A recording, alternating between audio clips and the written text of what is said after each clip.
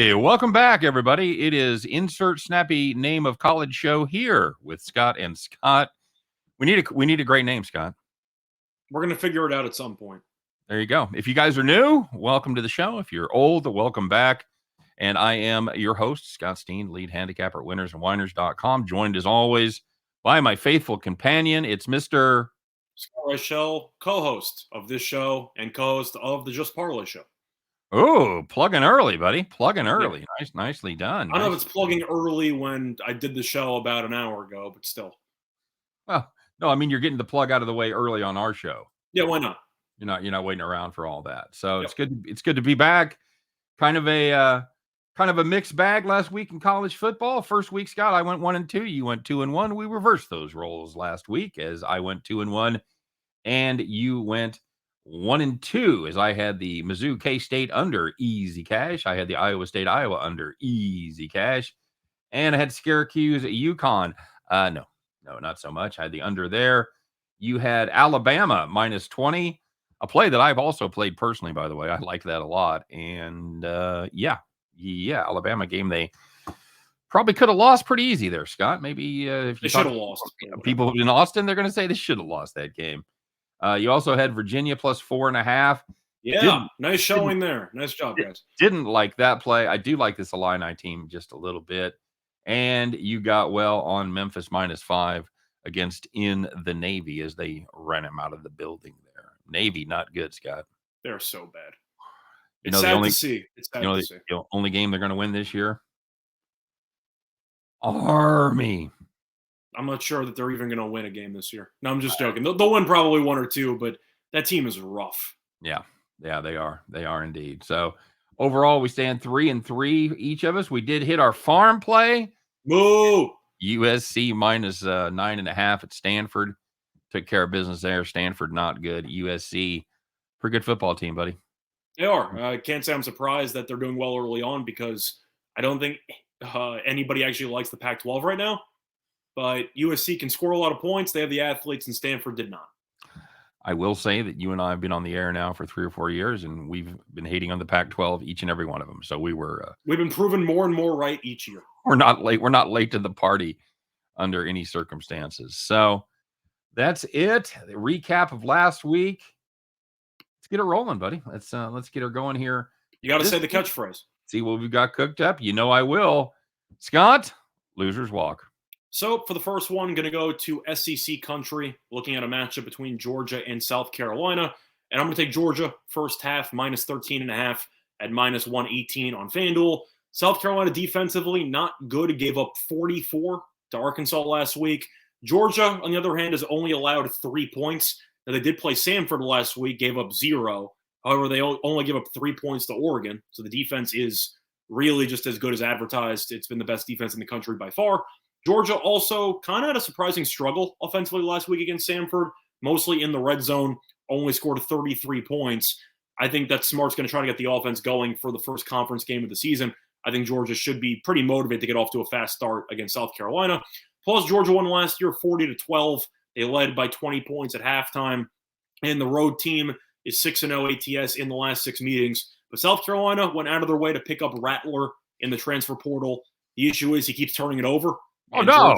No way. No way, I'm shocked. But Georgia's very opportunistic. Rattler might throw a pick 6 in this game. It really wouldn't surprise me. But Georgia should force a lot of turnovers.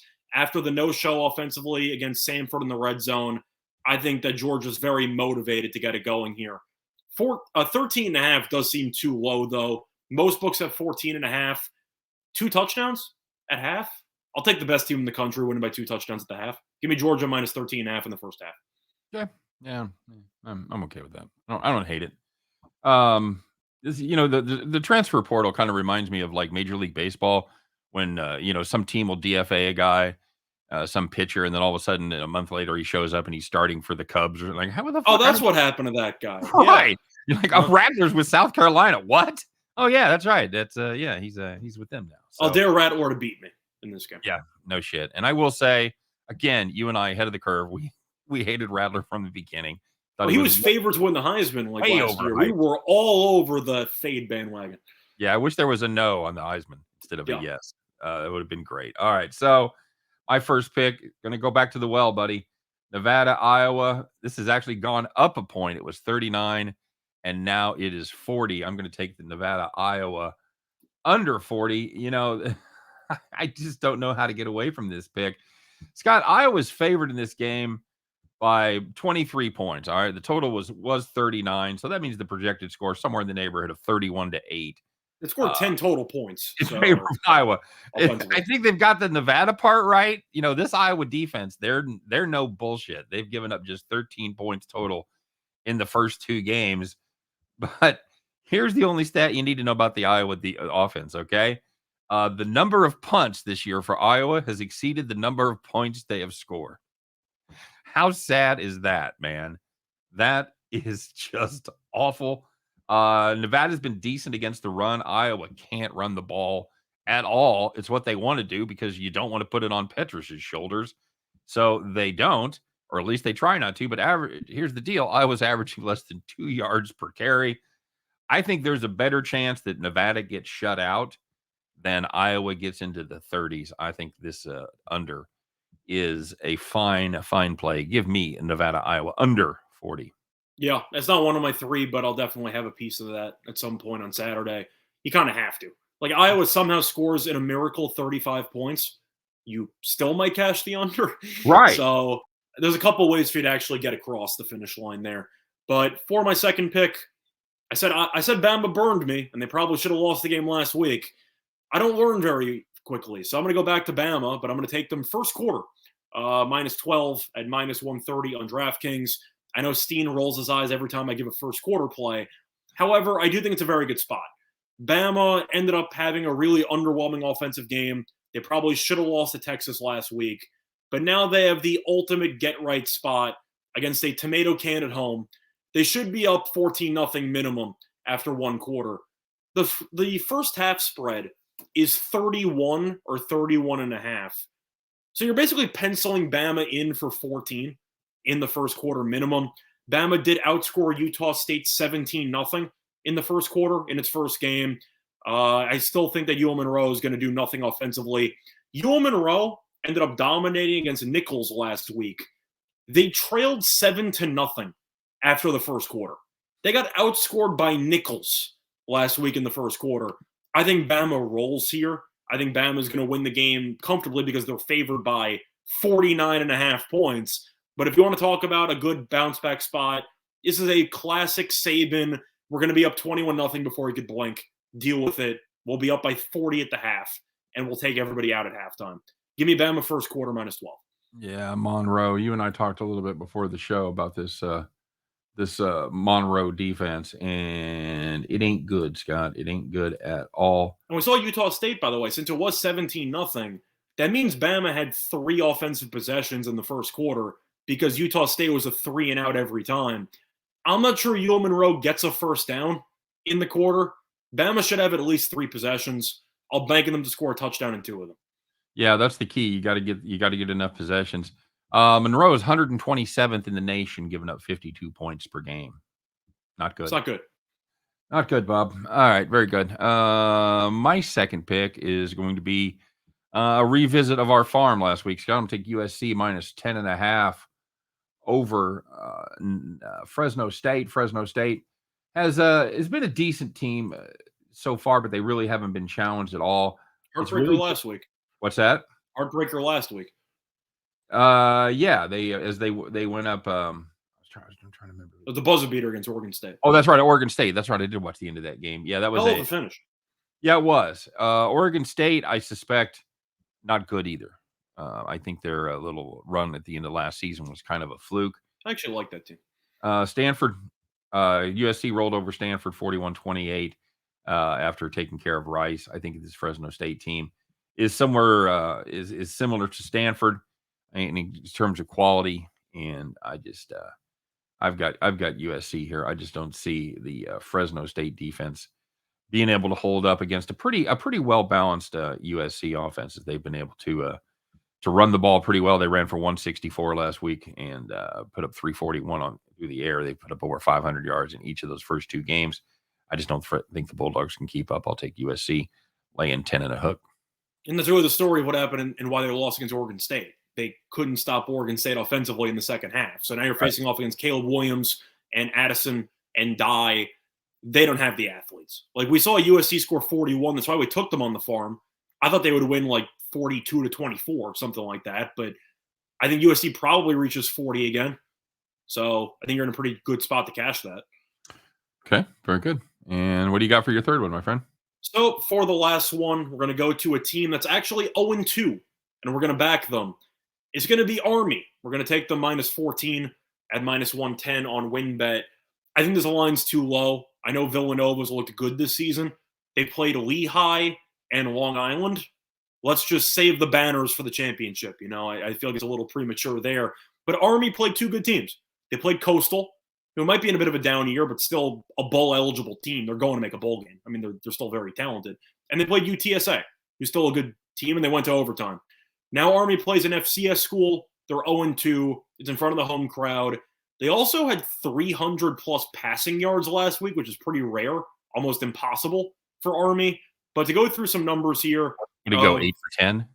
Ballard had, I forgot Ballard's exact numbers, but he had 200-plus yards, and Tyler had 60-something yards.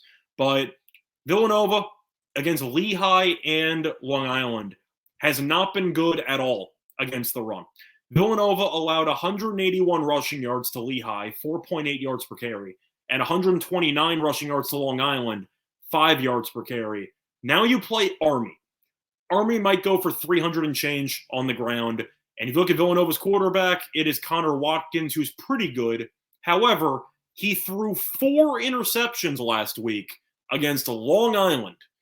I'll take my chances with Army. They need to get on the board, especially if they want to make a bowl game. But in front of the home crowd, against a defense that really cannot stop the run, and a quarterback that turned the ball over 4 times against Long Island, I think Army wins this game going away. Give me Army by realistically 20-plus points. I think 14 is too low. Yeah, we've talked a lot about when you're looking at an Army game, the number one thing you have to look at, how is the defense done against the run? They can't stop the run against Lehigh and Long Island. It's going to get ugly. That's a bad sign right there. By the way, Scott, last week Army they went 13 for 18. Okay. For a grand total of 304 yards. And they were playing some catch-up. So the point is, even if Army's running game isn't, 7 yards a carry, maybe they sneak a guy behind the secondary. Bauer can actually throw the ball downfield a little bit. And we've talked before. We used to talk about it on our show all the time. If you want to look at the teams that lead the nation in yards per attempt every year, Army, Navy, Air Force. Yeah, because they attempt 2 passes, and one of them is going to go 70 yards for a touchdown. That's right, because nobody ever expects the Spanish Inquisition, Scott. Yeah. That's like that Air Force game tonight. They've attempted 11 passes so far this season. They've done well. They've completed 4 passes in 2 games. But how many yards? Not many. No, their passing game has not been good. Oh, really? I thought they would have connected with they're around 10. They're about 110, 120 yards. They're about 10, 11. So they're still really good. 10, 11. Yeah, Wyoming gave up like 400 something passing yards to Tulsa. It wouldn't surprise me if Air Force breaks one tonight for like 70 yards. But I'm all over Air Force tonight. I like Air Force too. They're a good team. Wyoming can't stop anybody, but it's pretty difficult to find this matchup. A lot of books don't have like FCS against Army or some independent schools. I found a book with it, so I took it. I actually found 13.5 on a local, so I took that instead. But, and they certainly don't have it the day before. You'll be have a lot better luck finding it Saturday morning because I got to assume money comes in on Army, especially. I know this is a cliche of must-win games. You're 0-2. You face 2 good teams. Now you face off against Villanova. It's put up or shut up time. You got to put together a performance. Yeah, this pretty much determines the direction of their season. No question about it. So I think Army boat races them. Okay, very good. All right, I'm going to bring it on home, Scott. I'm going to take a little underdog pick. It's easy. I wasn't expecting you to take this when I saw the sheet, by the way. So I'm curious about the rationale. Okay, all right, very good. I'm going to take the Toledo Rockets plus 32 against Ohio State, Scott.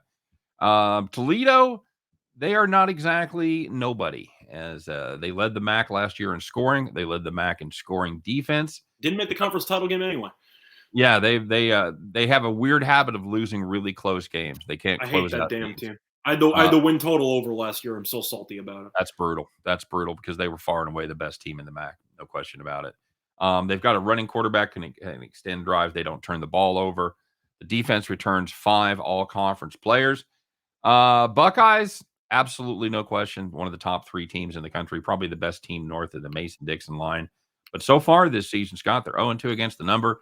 They haven't shown the ability or the desire, whichever you choose, to run anybody out of the building. Beat Arkansas State by 33. You're like, well, that sounds like a lot. Well, it was, but it was 11.5 points short of covering the spread. I'm a big fan of the Rockets. I think they can at least keep it close. They can make some plays. So basically what we're saying is the Rockets are just as good as Central Arkansas. No, the Rockets are You mean Arkansas State, but same idea. I mean, Arkansas State, not Central Arkansas. Sorry, Arkansas State. I got a buddy of mine that's a provost at Arkansas. I always have Central Arkansas on my brain. Yes, Arkansas State, a team that likes to throw the ball around, but play no defense at all. Michigan still wasn't able to take advantage to the extent that they needed to cover that spread. Yeah, Michigan probably wins this one by 20 plus. I just don't think they win it by 32. Rockets, they keep it close. Remember, Scott, it's a rivalry game. It's a rivalry game. It's an in-state rivalry game. It's an in-state rivalry game. That's right. This is a big deal for Toledo. I think they have a showing, and I think they do okay here. Give me the Rockets plus 32. Well, plus Toledo used to go very up-tempo, not so much anymore. So they might try to play ball control offense and drain some clock. If you want a really fun stat, by the way, Ohio State only had 4 more first downs than Arkansas State last week. They still had roughly 250 more yards of offense. I was going to say that's 260 or so more yards of offense. They basically doubled the yardage total with only 4 more first downs. Yeah, when you're going 40 yards a play, you're not going to pick up the the high number of first downs. That's anybody that uses first downs in their handicapping, it's probably not going to end well for you, at least without putting especially in college context on it. Yes, yeah. Absolutely. So, all right, buddy. Anything else you're looking at? Like the what do you like? Florida State tonight? I'm leaning Florida State, and I like Air Force. Normally, you'd look at Louisville as an attractive underdog spot. You know, it's a Friday game in conference. You're the home team. Right. Florida State hasn't played in 11 days. Yep. They've just been game planning for Louisville ever since they beat LSU. I think it's a very good scheduling spot. And UCF, I think we can agree based on last week, is worse than we thought they were. No question. And Louisville still struggled to put them away. Yep. And Florida State, even though they almost choked the game away, they really dominated up front for the first 3 quarters and change. I think that pass rush gets after Cunningham tonight. So I'm going Florida State based on the scheduling spot. And Air Force, I just love that team. Wyoming is so terrible. They can't stop the run. Well, Air Force might run for 300 yards tonight. It would not surprise me. Well, and Laramie is the highest elevation of any FBS school. And yeah, but it doesn't matter when you're Air Force because you're already preparing. That's the point I was going to bring up. It matters to a lot of schools. Doesn't matter to Air Force because they're in Colorado Springs, where it's, I don't know, I think probably 5,400, 5,600. At 5,000 and change. It's definitely higher than Denver. So yeah, very good. All right. Well, there's just one thing left to do, my friend, and that is to get to it. Once again, we have put our heads together. We are undefeated on our farm so far, and we're going to do it again. We have a winning streak. Went with baseball the last time out. We got a winning streak. Let's do it, man. Get those overalls out, dust them off. You got them from last week. Put them on. Put your straw hat on, adjust it at a rakish angle. Climb aboard your John Deere. Get those keys out and fire that bad boy up because, ladies and gentlemen, once again, it is time to bet the farm.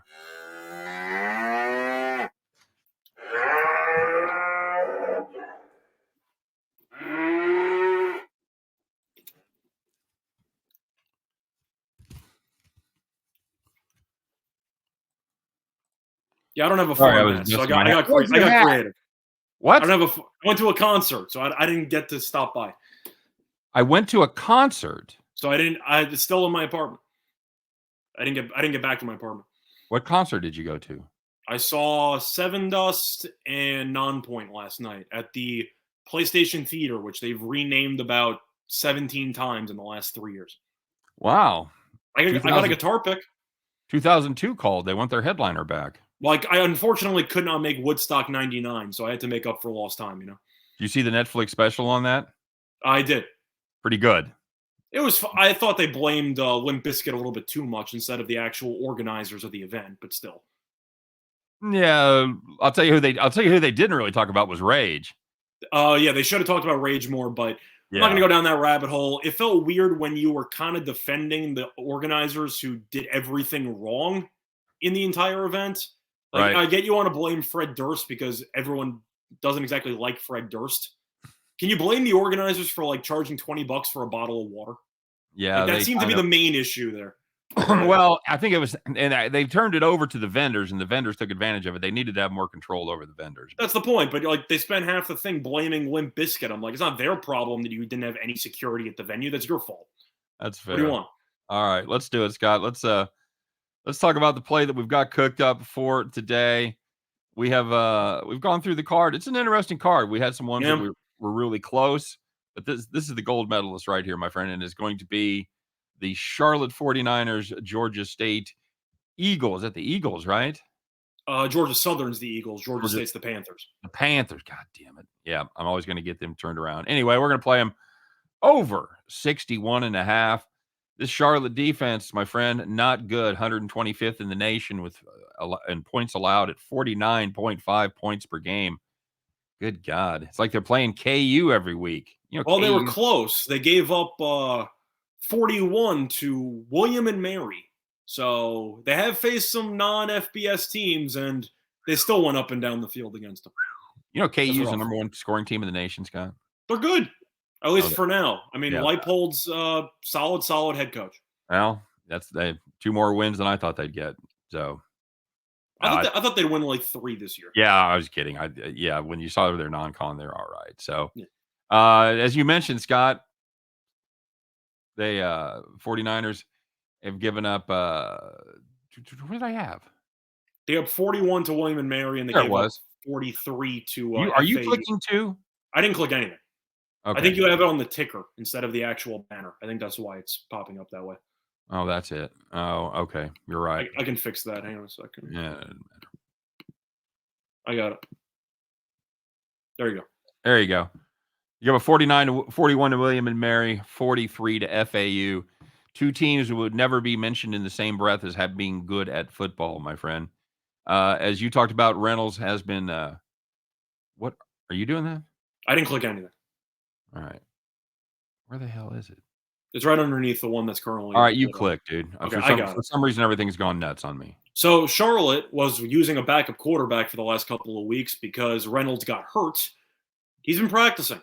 So there is a chance he plays in this game. I know Williams was decent last week, but Reynolds, it's safe to say, is the best quarterback the program's ever had. Can we say that? Yeah, I think we can. So the fact that he might be back should result in Charlotte's offense looking sharp as well, or at least better than it has in the past couple of weeks.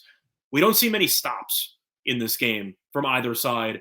Georgia State might score 45 by themselves. We think Charlotte can get to 20 and change. So this total seems a bit low. But if you want to follow some trends, the over is 11-1 in Charlotte's last 12 games following a double-digit loss at home. Checking the results here, it says they lost to Maryland by about 95 last week. I believe that's double digits. We'll take the over because we don't trust either defense. And with Reynolds potentially being back, we think Charlotte's offense should look sharper. Doesn't change the fact the defense sucks. So we'll take the over. All right. Very good. One more time. That's going to be the Charlotte team. Charlotte, Georgia State, over 61.5. That's going to do it for the farm. That's going to do it for the show. As always, thanks very much for stopping by, guys. We appreciate it, and we had a blast. We will keep doing it. You want to run through the plays one more time? Yeah, absolutely. Let me get back to my sheet here. All right, I've got the Nevada, Iowa under 40, USC minus 10.5 over the Fresno State Bulldogs. And in a shocker, I've got the Toledo Rockets plus 32 against in-state rivals, the Ohio State University. And for me, I got the assortment. I got a quarter play, a half play, and a full game play. I got Georgia first half, minus 13.5 and minus 118 on FanDuel. I expect that to probably climb to 14 or 14.5. I got Bama first quarter, minus 12 at minus 130 on DraftKings. And I have Army training at minus 14 at minus 110 on WinBet. There you go. And that's going to do it, guys. As always, Don't forget to drop us a note in the comment section.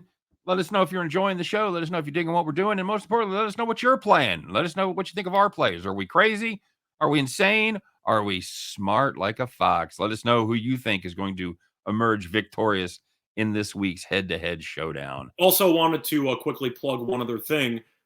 We all know that Steen's been doing his show there with Rocky, which has gone well so far. Plug here. I'll be on the show next week. So stay tuned for that for week 3. That's right. Scott and Chris will be joining the Cappers panel for week 3 of Once Upon a Time in Las Vegas. So make sure you tune in for that. We're going to have some fun, maybe even get you guys involved in some sketches. I don't know. We'll see what happens. And if you haven't seen this week's episode, it's up. Make sure you check it out. Leave us a comment. Let us know what you think. And yeah, that's going to do it. Got a busy week. We're going to have some fun. Good luck this weekend, my friend. Yep, same to you. All right. You guys take care. Good luck to you, each and every one of you, on all of your plays. You guys have a great day. Take care. And we'll see you next week on our unnamed college show. Take care, everybody.